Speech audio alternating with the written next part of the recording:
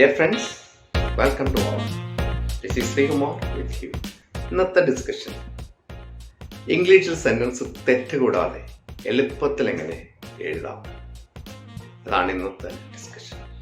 അപ്പോൾ നമ്മൾ മലയാളത്തിലാണെങ്കിൽ അവൻ എഴുതുന്നു, അവർ എഴുതുന്നു. എഴുതുന്നു എന്ന് പറയുന്ന സാധനത്തിന് ഒരു വ്യത്യാസമുണ്ട്. ഇംഗ്ലീഷ് വരുമ്പോഴത്തേക്ക് അതിനകത്ത് ചെറിയൊരു രൂപമാറ്റം വരും. ഇതാണ് ഒന്നാമത്തെ പ്രശ്നം. അടുത്തത്, അവൻ ഒരു കത്ത് എഴുതുന്നു.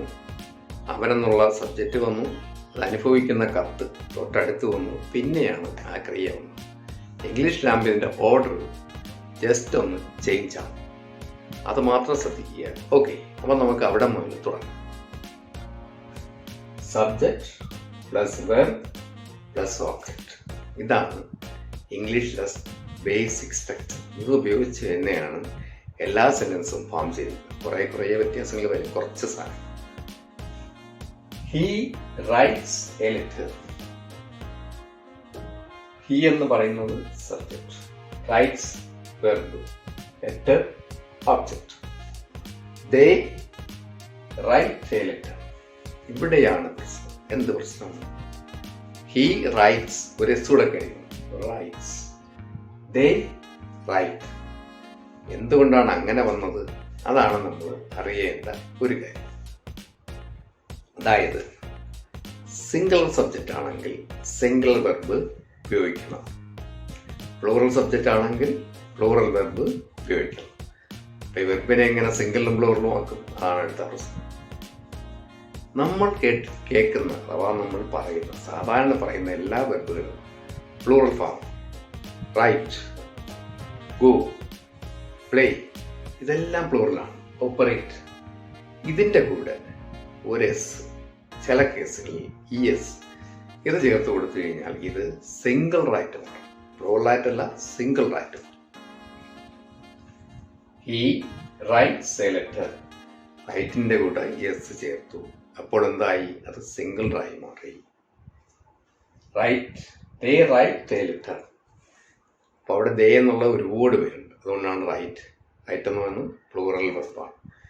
ഇതാണ് ഒരു ബേസിക് റൂൾ. ഇത് നോക്കുക. ദേ ഓപ്പറേറ്റ് എ മെഷീൻ, അവർ ഒരു മെഷീൻ പ്രവർത്തിപ്പിക്കുന്നു. ഹി ഓപ്പറേറ്റ്സ്, ഒരു സ്റ്റുഡൻറ്റ്, എ മെഷീൻ. മനസ്സിലായല്ലോ? ഈ ഗോയുടെ കാര്യം എടുക്കുക. He goes to school, they go to school. ഗോയുടെ കൂടെ ഇ എസ് കൂടെ ചേർത്താൽ ഗോസ് ആവും, അപ്പോൾ അത് സിംഗിൾ റൈറ്റ് വരും. അതാണ് he goes to school, they go to school. മനസ്സിലായല്ലോ? പ്ലേ, ഇതിൻ്റെ കൂടെ ഇത് ചേർത്താലോ പ്ലേസ്, അപ്പോൾ single right. Come, he comes, they come. കമ്മിൻ്റെ കൂടെ എസ് ചേർത്തു, അപ്പോൾ കംസ്, അത് സിംഗിൾ ആയി മാറി. ഇനിയാണ് ഒരു സംശയം പണ്ട് എനിക്കുണ്ടായിരുന്നു, അതൊന്ന് പറയാം. മാംഗോ, അതിൻ്റെ കൂടെ മാംഗോസ് എന്നാക്കിയാൽ അത് പ്ലൂറലായിട്ടാണ്. മാംഗോ ആണെങ്കിൽ സിംഗിൾ. പക്ഷേ ഓപ്പറേറ്റ്സ് എന്ന് വെച്ച് കഴിഞ്ഞാൽ, അല്ലെങ്കിൽ റൈറ്റ്സ് എന്ന് വെച്ച് കഴിഞ്ഞാൽ അത് സിംഗിൾ ആണ്. എന്താണ് എൻ്റെ വ്യത്യാസം? നൗണിൻ്റെ കൂടെ എസ് ഇ എസ് ഒക്കെ ചേർത്ത് കഴിഞ്ഞാൽ അത് പ്ലൂറലായിട്ട് മാറും. വെർബിൻ്റെ കൂടെയാണെങ്കിൽ അത് സിംഗിൾ ആയിട്ട് മാറും. അതാണ് മാംഗോ മാംഗോസ് ആയി പ്ലൂറലാവാൻ. പക്ഷേ വെർബിൻ്റെ കൂടെ എസ് ചേർക്കുമ്പോൾ റൈറ്റ്സ് ആവും, സിംഗിൾ ആവും. ഇതാണ് ഇതിൻ്റെ ബേസിക് വ്യത്യാസം. മനസ്സിലായല്ലോ? ഇനി നെക്സ്റ്റ്,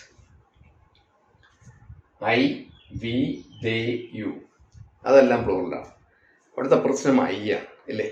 ഐ എന്ന് വെച്ചാൽ നമ്മൾ ഒരാളല്ലേ ഉള്ളൂ, പക്ഷെ നമുക്കൊരു വിലയൊക്കെ തന്നു അതിനെ പ്ലൂറലായിട്ടാണ് കണക്കാക്കിയിരിക്കുന്നത്. അതുകൊണ്ട് അതിൻ്റെ കൂടെ എല്ലാം സാധാരണ വെർബ് അങ്ങ് ഡയറക്റ്റ് ഉപയോഗിക്കുക. I play, he place.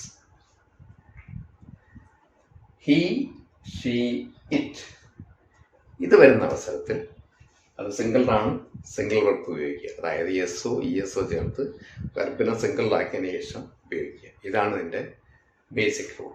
ഇനി ഹി ഗോ എന്ന് പറഞ്ഞ് കാര്യം മനസ്സിലാവും, പക്ഷേ ഗ്രാമാറ്റിക്കലി തെറ്റാണ്. He goes, they go. ഇനി വെർബിൻ്റെ കാര്യം പറയുമ്പോൾ വെർബിന് 5 രൂപങ്ങളുണ്ട്. പ്രസൻറ്റിൽ 2 അറിയാം, നമുക്കറിയാം. പ്രസൻറ്റ് നോക്കാം, സിംഗിളും പ്ലൂറലും. റൈറ്റ് ആണെങ്കിൽ പ്ലൂറലാണ്, റൈറ്റ്സ് ആണെങ്കിൽ സിംഗിളാണ്. അപ്പോൾ പ്രസൻറ്റിൽ 2. അത് കഴിഞ്ഞാൽ പാസ്റ്റ് വരും. അതിൻ്റെ കഴിഞ്ഞു പോയത് പറയാം. അതിന് റൈറ്റിൻ്റെ പാസ്റ്റ് എന്ന് റോട്ട്. റൈറ്റ് എഴുതുക, റോട്ട് എഴുതി, WROTE. അതിൻ്റെ പാസ്റ്റ് പാർട്ടിസിപ്പിൾ, അതായത് മൂന്നാമത്തെ ഫോം റിട്ടേൺ. ഇനി ഒന്നുകൂടിയുണ്ട്, പേടിക്കണ്ട. ING ഫോം എന്ന് നമ്മൾ പറയില്ലേ, അതാണ് അതിൻ്റെ അഞ്ചാമത്തെ ഫോം. അതിന് പ്രസൻറ്റ് പാർട്ടിസിപ്പിൾ എന്ന് പറയും. ഇപ്പോൾ ഒരു വെർബിൻ്റെ ഈ രൂപങ്ങൾ നമ്മളൊന്ന് അറിഞ്ഞു വെച്ചാൽ അതിൻ്റെ കൂടെ ചെറുതായിട്ട് ഈസ്, വാസ്, വെയർ, പിന്നെ ഹാസ്, ഹാഡ്, ഹാവ് ഇങ്ങനെയുള്ള സാധനങ്ങൾ കൂട്ടിച്ചേർത്ത് കഴിഞ്ഞാൽ ഈ ടെൻസുകളെല്ലാം ആയി മാറും. ഇനി ഇത് പറയുമ്പോഴത്തേക്ക് നിങ്ങൾ പേടിക്കണ്ട. ടെൻസ് എന്ന് വെച്ച് കഴിഞ്ഞാൽ 12 എണ്ണം ഉണ്ട്. അതിനകത്തൊരു ആദ്യത്തെ 3, പിന്നെ ഉള്ളതിൽ 1, പിന്നെ 1, ഒരു 5 എണ്ണം പഠിച്ചു കഴിഞ്ഞാൽ മിക്കവാറും എല്ലാ കാര്യങ്ങളും നമുക്ക് ധൈര്യമായിട്ട് പറയാൻ പറ്റും. അല്ലാതെ ഈ കിടക്കുന്ന 12 ടെൻസും പഠിച്ച് അതിനകത്തുള്ള എല്ലാ പ്രയോഗങ്ങളും പഠിച്ച് അതിൻ്റെ പാസീവ് വോയിസ് ഒന്നും പഠിക്കേണ്ട ഒരാവശ്യമില്ല. നമുക്ക് കുറച്ച് കാര്യങ്ങൾ പഠിച്ചാൽ തന്നെ വളരെ ഭംഗിയായി ഇംഗ്ലീഷിൽ കാര്യങ്ങൾ കൈകാര്യം ചെയ്യാൻ പറ്റും. ഇനി ഈ വെർബുകളും ശ്രദ്ധിക്കുക. ഗോ, അതിൻ്റെ സിംഗിൾ നമ്പർ ഗോസ്. മറ്റ് ഫാമുകൾ ഗോ, വെൻറ്റ്, ഗോ. പ്ലേ ആണെങ്കിലോ പ്ലേ, പ്ലോൺ. എന്നോട് ചേർത്ത പ്ലേസ് ആയി. പിന്നെ മറ്റ് ഫാം, അതായത് past played, past participle played. മിക്കവാറും വെർബിൻ്റെ കൂടെ എല്ലാം ED ചേർത്ത് കഴിഞ്ഞാൽ അത് എന്താവും, പാസ്റ്റും പാസ്റ്റ് പാർട്ടിസിപ്പിളും ആയി മാറും. കുറേ വെർബുകൾക്ക് വ്യത്യാസമുണ്ട്. അതെല്ലാം ഇന്നൊരു ദിവസം കൊണ്ട് പഠിക്കേണ്ട ഒരാവശ്യമില്ല, നമുക്ക് പയ്യെ പഠിച്ചു.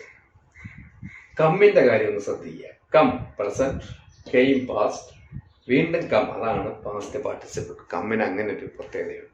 ഇത് പാസ്റ്റ് പാർട്ടിസിപ്പിൾ ആണോ ആയിട്ടാണോ ഉപയോഗിച്ചിരിക്കുന്നത് എന്നറിയാനായിട്ട് അതിൻ്റെ ഫ്രണ്ടിലുള്ള സഹായിക്കുന്ന ക്രിയ ഉണ്ടാവും. അത് കാണുമ്പോൾ നമുക്ക് മനസ്സിലാവും.